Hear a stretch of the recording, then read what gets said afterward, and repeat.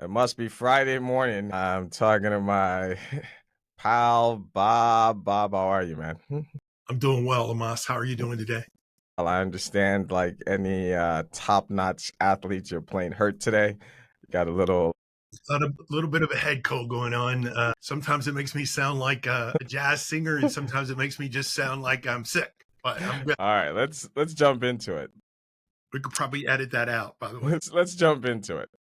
We have been talking about fixing knowledge in the contact center since the Clinton administration. And for those of you who don't, I think it was before the Clinton administration, but we'll go with that. That's pretty good. George That's H. pretty good. That's pretty good. And for those of you who don't know who Bill Clinton was, he used to be president. No, not wrong show, wrong show.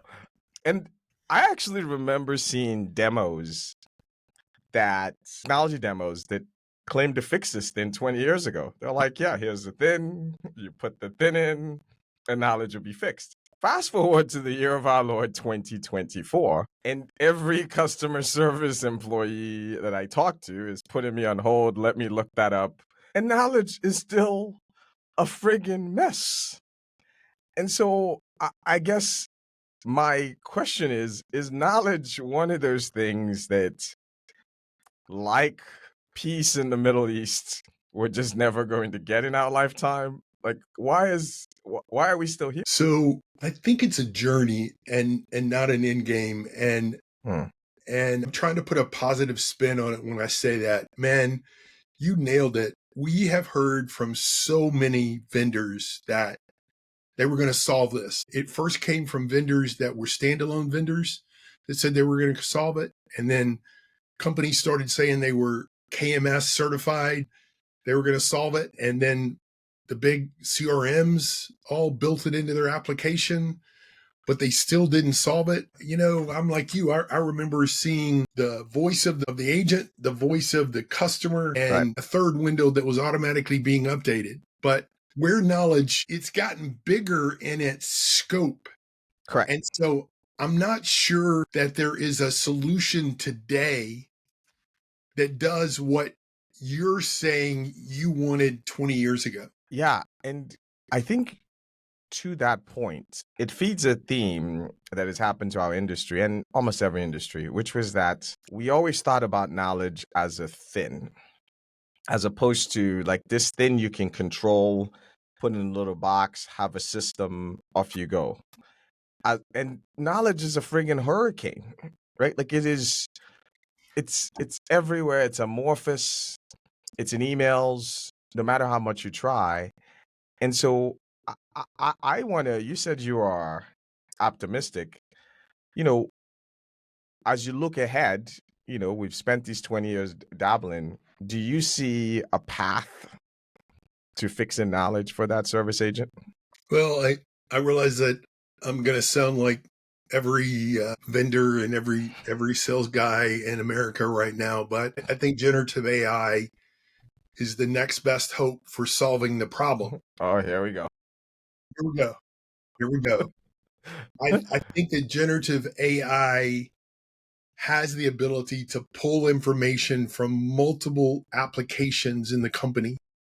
So the applications like SharePoint and chat and file shares and texting apps and chat apps and pulling all that information into itself and then being able to quickly identify answers within that data. So the problem, Amos, is that the data probably wasn't designed for Chat GPT to use it. I realize that Chat GPT is supposed to be able to, it's the all powerful, it's the Right. grab everything, dice and slice it, and then put it into a list and then summarize it and then give me an answer to give to the customer. That's the utopia we're looking for. But most likely the problem is that marketing, if I turn that on today in my contact center, marketing answers the question one way, the internal communication answers the question another way. And then there is the answer to the question that I want to give to a customer. So the tough part will be the same thing that we've experienced for the last 20 years since the Clinton administration, which is that quandary. Like, how do I get all that into a system? It used to be that would then understand it and write an if then phrase. If the customer asks this, then tell them this. We're now using generative AI, which doesn't require that information, but it does require it to be taught. There is Yeah, a learning that has to occur in that chat. I would challenge you and say that I wonder if the bigger hurdle is the human and the process side of this. Sort of meaning, as you and I are having this conversation, the way we hold service people or contact center people accountable is you are responsible for giving the customer the right information. So you have to search the information, find the information, and sort through what is the right information to give this customer and this agent. If not, you're getting dinged on that QA thing, right? If you are correct, and I think you are, that we find a system that can do all of the hunting and pecking and just serve the information up to you right then and there. Are you going to allow that agent, that representative, to make the judgment, right? Like you gotta take the answer and put it in context of this customer right now. I'll give you an example, right? So, if I called yesterday and asked for a credit and the answer in the system says a customer is allowed $20 courtesy credit, right? If you don't add any other if and statements to that, if I call again tomorrow, are you going to give me another $20 statement? So, like, there's still that judgment piece. And I think organizations have this idea that the agent cannot be trusted to make those judgments. So, what they judge an agent on is you are going to sift through our knowledge base, not only understand it, pick the right one, and also follow the policy to the letter as you understand it. So I see a conflict coming where we are going to solve the searching for information problem, but we're not going to solve the human and process problem that came with it. Remember, we had pretty good tools before generative AI, Bob. And why didn't knowledge get that much better? It didn't get that much better because there's a hard work to what you just said of training the humans. Now you got to train the bots and the humans. There was a hard work of accepting that knowledge is imperfect. You and I used to do those workshops when we would say them, people will freak out. I'll give you a real life example, Bob. There is a healthcare client that we are working with use generative AI to do knowledge. And their concern was, listen, knowledge has to be perfect. This is healthcare. So we said, well, listen, let's just have generative AI be the auditor of knowledge. So it will read and listen to what your people are telling customers. It will read what you have in your policy. And every there's a conflict, it'll just flag it and said, hey, I just heard Joe tell this customer X, this is what you have in the policy. That's going to be a tough couple of weeks when we turn that on. Right? They have no idea how much bad information is being given. So Not on purpose. Nobody's trying to sabotage anything. Agents want to tell the right answer, but that's going to be an interesting couple of weeks. So we did the readout. Okay. And we told them it was 47% error rate. Good. Right. And of course they got defensive and we're like, look, it has audit logs. So they went and audited it themselves. And they came back and go, holy moly. And, they were freaking out. They were sending stuff to compliance. And I said, just calm down. What I'm saying to you is today, as we sit here in a healthcare, highly regulated environment, it is so complicated that close to half the time, and now the error rate could be as simple as, it could be as big as the person actually should get the coverage and you're telling them no. Or it could be as simple as you got one part of it wrong. But the bottom line is they're getting it wrong all of the time. So this technology can only make us better, but it starts first by you. So I guess it's a long way, Bob, to ask you, how do we change the hearts and minds of contact center leaders? I think they are the problem here and the management overall.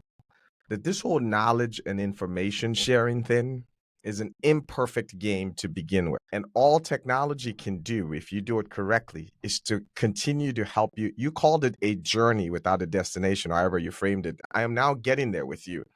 But part of that is accepting first and foremost that today we're not doing it well. And I cannot get the average contact center leader to just admit that knowledge today is a mess.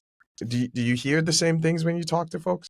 Yeah, and I think that that has been proven by the fact that in the best way to build knowledge prior to Chat GPT was to have your agents write knowledge articles. Like when I find a knowledge article that I know is wrong, that I change it, and then it goes through an approval process, but it's live.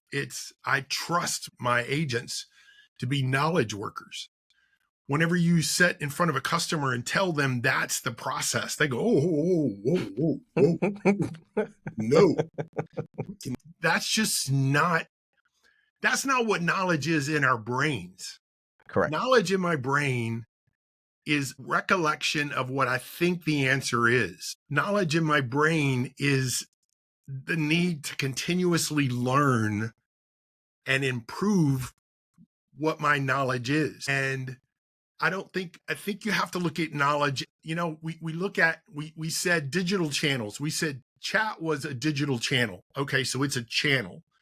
We said Facebook messaging was a channel. Right. Okay, so let's look at knowledge as an agent in your contact center. Now, we want that agent to get better. We want that agent to be perfect. But we know the agent is not going to be perfect on day one. And we know that they're going to be more close to perfect on day 21. So that's what knowledge in my mind is, because it is about making the agent smarter.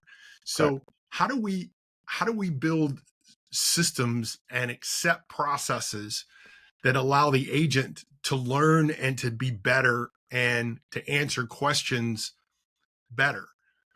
Yeah, your concept of auditing after the fact, of just yeah, letting them use the knowledge that we believe is it. But if I take that a step further, now I've got knowledge that the knowledge didn't help. And that's where AI is magic. It has the ability that's beyond our cognitive power to correct. go, okay, 48% of this knowledge wasn't used. Which 48% do I need to pull to the top and bring to the That's outside? it. That's it. It's that speed. So Bob, let's leave some folks with, contact center leaders who listen to our show.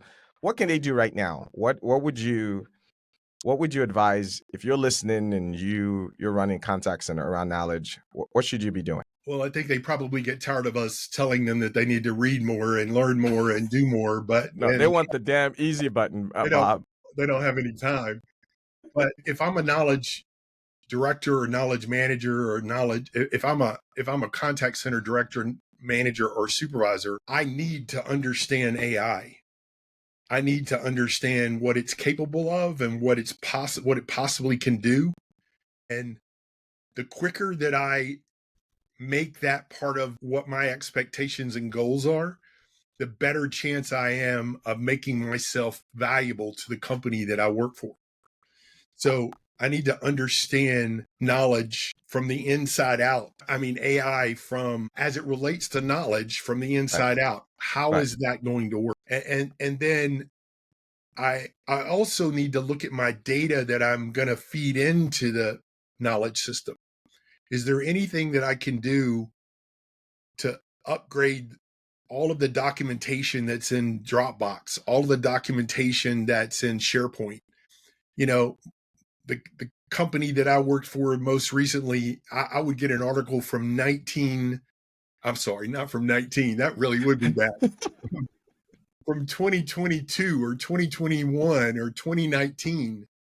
and you realize that, wow, there's got to have been some kind of update in the Of course. information since 2019.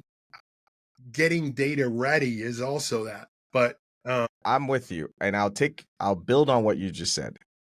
This is the advice I would give you when you think about this. Bob's absolutely right. I mean, I hate that we're bringing up AI and Gen AI, and we're doing it because it's absolutely the right thing, and this is an area that will really help. But the way I would encourage you to think about it is what Bob said. If you have a team or someone who's responsible for knowledge, keeping it up to date and what have you, or a team, that's the job you should use AI to augment the most. Stop thinking about it as we're going to turn the human into a machine. AI is going to tell it exactly what to say. That's not real. There's always context. There's always all of that. that is true. The horrible job, the thankless job, the unwinnable job of keeping content up to date, that's the job you want to outsource to AI above all else. This whole process of how do we make sure these articles are up to date all the time? How do we make sure people are saying the right things? How do we retire articles? Which ones are not being used? Which ones do like that job, have AI do that for you and leave the human thing to the humans. Right? Like, does that resonate, Bob? It does. It does. The augmentation of the knowledge worker is what you're hoping that AI is going to do. It's going to augment the work, the way we do knowledge today. And there's some companies that do it well, but they're the companies that have invested in a team to manage it. Like I can name one from 10 years ago or 15 years ago that I walked in and I was blown away by how well their knowledge was, how quickly an agent could find an answer. But there was a team of 7 people sitting over in the corner doing nothing but working on knowledge. That's it. And I realized that, a lot of times we talk to a customer about knowledge and they go, oh, my trainer will handle that. And that's just, this is the wave of the future. This is the technology of the future that says we're going in this direction. We're going to make workers smarter. And in my mind, it's bigger than bots. This has the ability to be bigger than whatever 9%, 8%, 5% that you're going to push to a bot. This is bigger than that. This is because this is helping agents become smarter. I love it. That's a good place to leave it there. You heard it here first. Bob said this is bigger than all of your chatbots. I happen to agree with him on this, by the way. So, Bob, any parting wisdom before we get out of here?